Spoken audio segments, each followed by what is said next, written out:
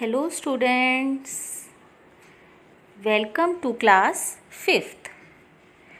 It is your journal science period and we will read chapter 1 part 4.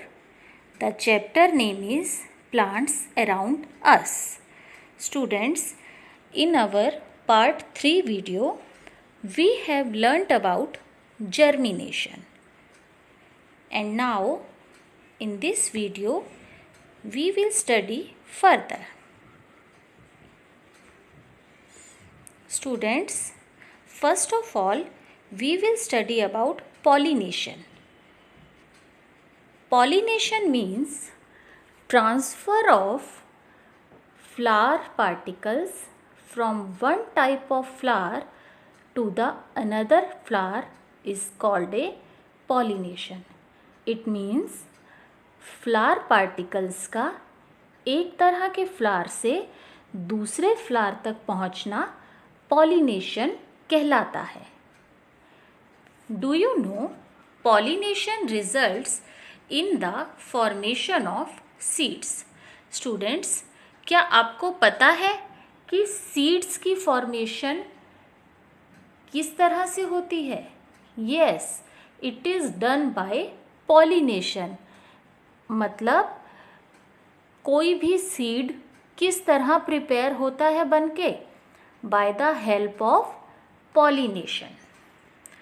Transfer of pollen grains from the anther of a flower to the stigma of the same or different flower is called pollination.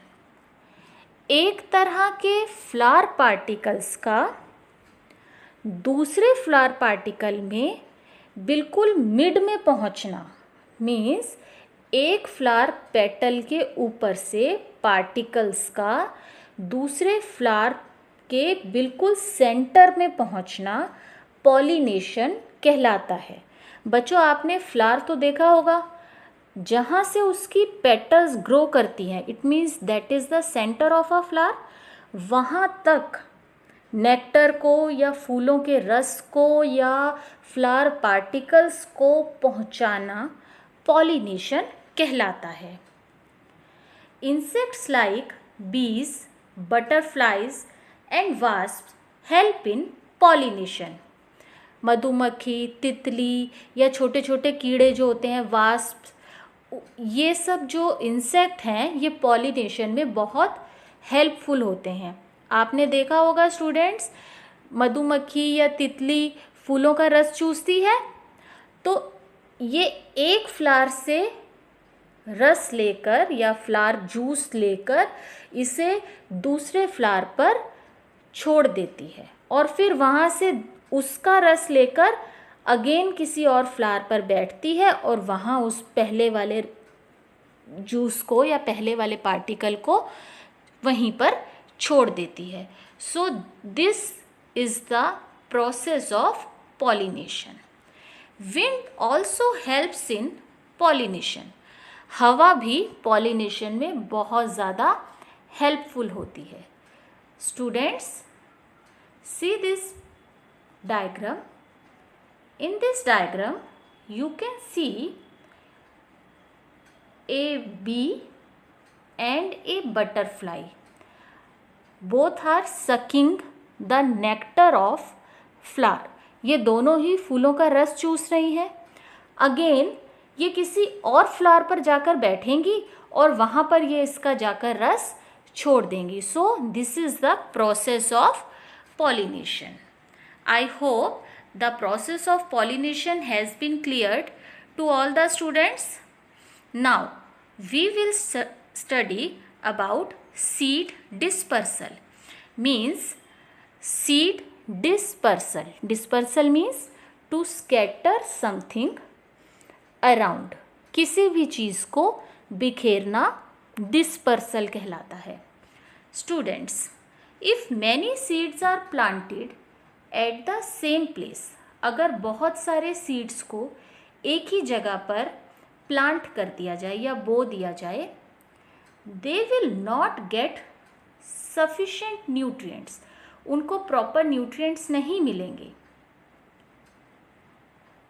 Sunlight, water and space to spread their roots. जब बहुत सारे बीजों को एक ही साथ एक जगह पर प्लांट कर दिया जाता है तो उनको ग्रो करने के लिए ना तो प्रॉपर न्यूट्रिएंट्स मिलेंगे, ना सनलाइट, ना वाटर, और ना ही उनको उनकी रूट्स को बढ़ने के लिए, ग्रो करने के लिए स्पेस मिलेगा।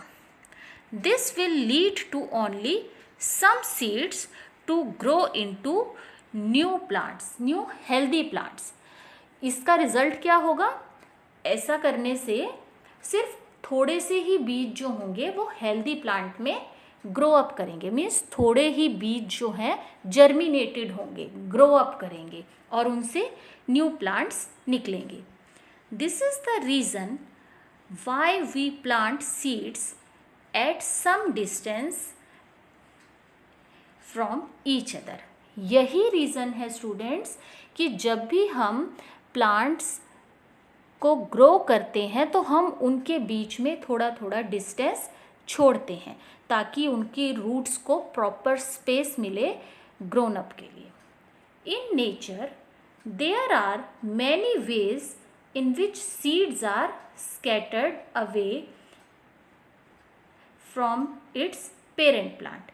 नेचर में बहुत सारे मेथड्स हैं किसी भी प्लांट के बीजों को स्कैटर करने के लिए या उनको फैलाने के लिए या उनको ज़मीन में बोने के लिए।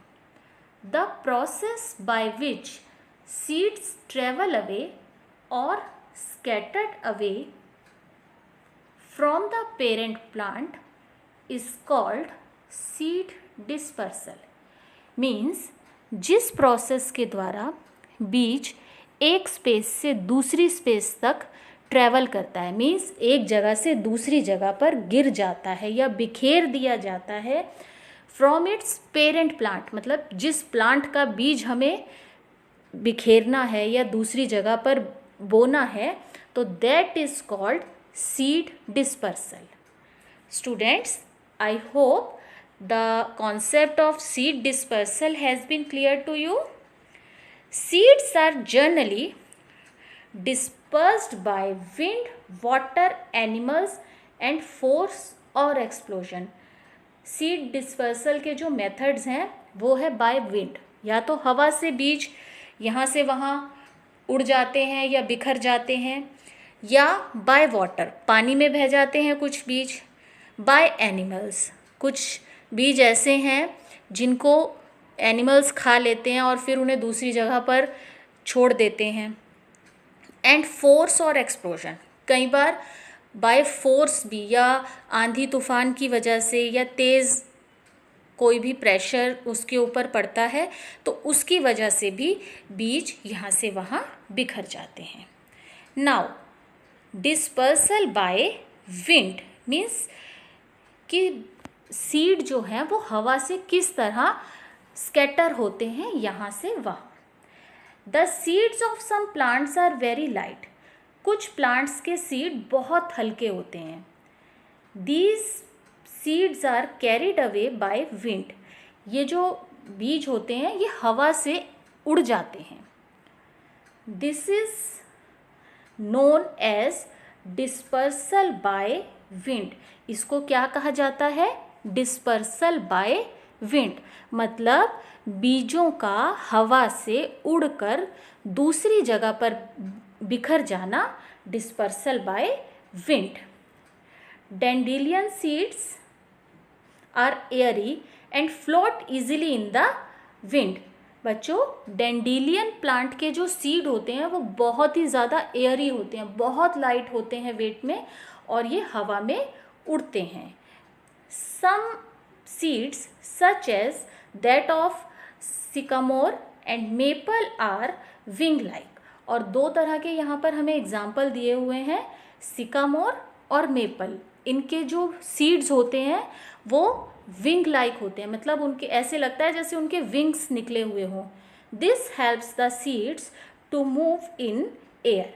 तो ये जो बीज होते हैं, जो सीड होते हैं, वो भी हवा से उड़कर दूसरी जगह पर बिखर जाते हैं। Students, see this diagram.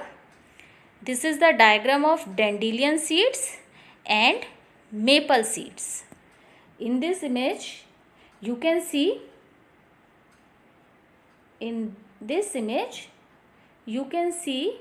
these are the seeds of dandelion and these are the seeds of maple. So these are very light in weight and floats away in the air. Students, hope this chapter has been clear to you. Now read this chapter at your home. Till then, bye bye students.